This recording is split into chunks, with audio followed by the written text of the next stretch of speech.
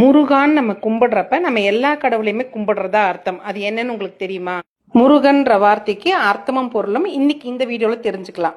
அழகு, இளமை, மனம், மகிழ்ச்சி, தெய்வீக தன்மை, இனிமைன்னு சொல்லிட்டு எல்லா அர்த்தமும் தரக்கூடியது. அத முருகு என்றால் அழகு என்று பொருள்.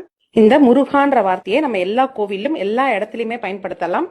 பொதுவா நம்ம முருகான் சொன்னா உடனே சிவபெருமான் பார்வதி புதல்வனான முருகனைத்தான் குறிக்கிற மாதிரி தெரியும். இதுல முதல் எழுத்தான முகுந்தன் அதாவது திருமாலை குறிக்கும். ரூன்ற வார்த்தை சிவபெருமானை ருத்ரனை குறிக்கும். கான்றது படைக்கும் கடவுளான பிரம்மனை குறிக்கும். இந்த மூவரின் அம்சங்களான இச்சா, கிரியா, ஞான சக்தியை ஒன்றாக அடக்கக்கூடிய பெயர் தான் முருகான் சொல்லக்கூடியது. இந்த மூவரையும் நம்ம அழைக்கிறப்ப அவங்க வரப்ப அவங்களோட துணைவியாரும் அவங்களோட உடன் இருப்பதாக அர்த்தம்.